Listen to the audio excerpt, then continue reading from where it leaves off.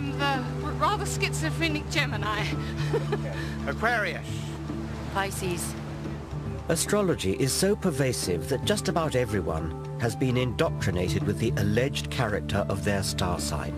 They're fiery, a bit unreliable, they love traveling, they're very expansive, they're quite spiritual. Loyal, spend too much money, good leader.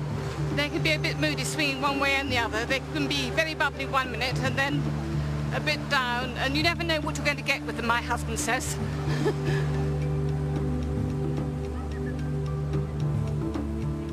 A full quarter of the British population claim to believe in astrology. That's more than believe in any one of the gods touted by religions. Day in, day out, astrological horoscopes get far more newspaper column inches than science. Amusingly, it falls foul of our modern taboo against lazy stereotyping. How would we react if a newspaper published a daily column that read something like this? Germans, it is in your nature to be hard-working and methodical, which should serve you well at work today. In your personal relationships, especially this evening, you will need to curb your natural tendency to obey orders. Chinese, inscrutability has many advantages, but it may be your undoing today. British, your stiff upper lip may serve you well in business dealings, but try to relax and let yourself go in your social life. And so on through 12 national stereotypes. Of course, the astrology columns are not as offensive as that, but we should ask ourselves exactly where the difference lies. Both are guilty of facile discrimination, dividing humanity up into exclusive groups based on no evidence. So now I want to find out how those who trade in such irrational nonsense can possibly justify what they do. This is a map of the cosmos with London in the very centre.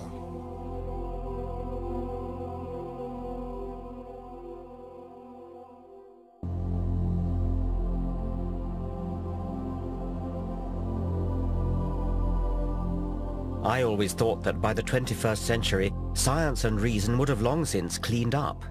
And yet every day of the week, we're encouraged to retreat into the fog of the superstitious past. Astrology is a primitive belief system made into elaborate pseudoscience. It arrogantly makes humans the focal point of the universe.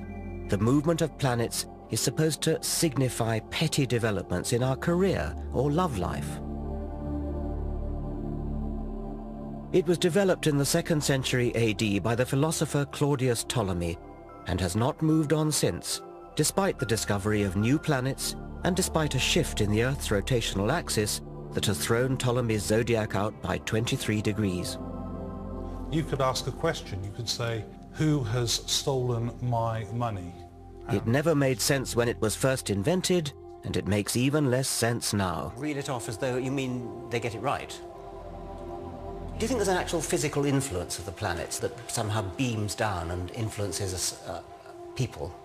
I think it's very hard to see that. I think if you try to understand astrology as a causal agent, right, I think that's hard to imagine how that would happen.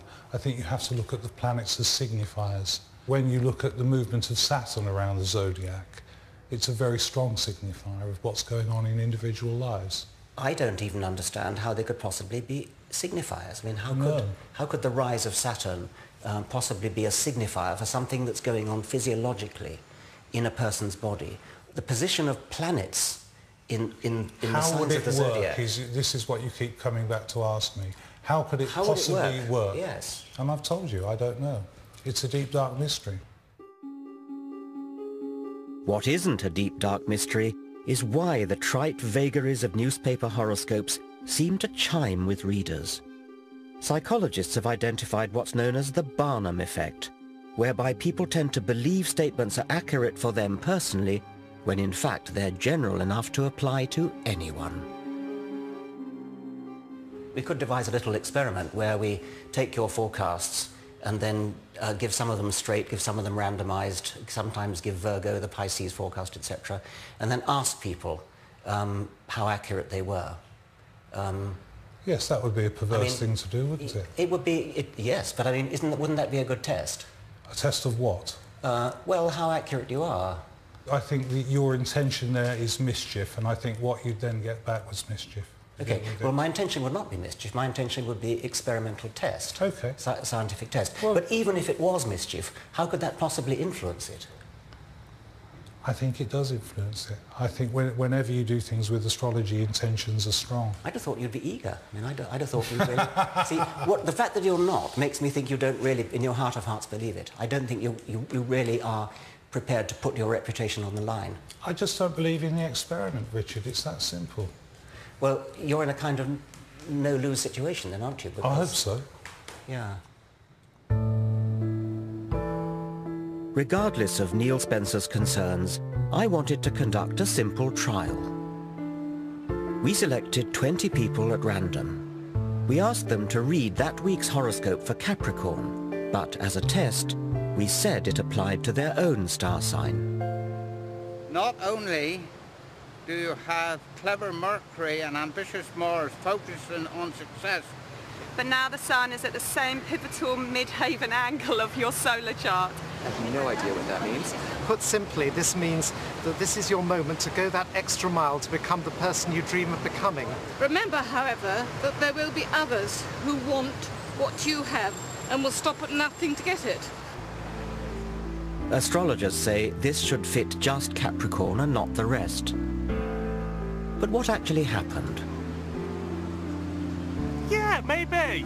To be honest, I felt there's some Mercury energy this week because there's a lot of arguments around and a lot of bad vibes. Yeah, that kind of makes sense. What a load of old junk. It could apply to me as much as to the next person. Was it? Yeah, well, in a way, yeah. I am. I'm going on a flamenco course in Spain. That isn't necessarily pertaining to me this week. It's pertaining to me generally. Pat rubbish. The same number of people agreed that the horoscope was accurate for them as disagreed, and similar results are found with proper large-scale experiments. Technically, all but one of our group should have disagreed, namely our only Capricorn. Does it apply to you? Not at this moment, no.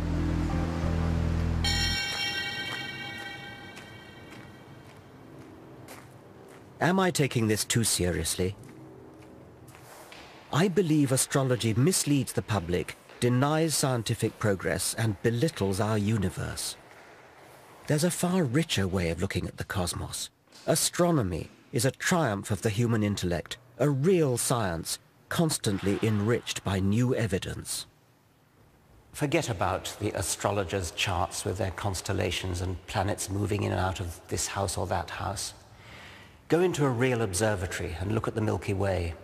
Or go out into the country on a moonless night. Just lie on your back and gaze up at the stars.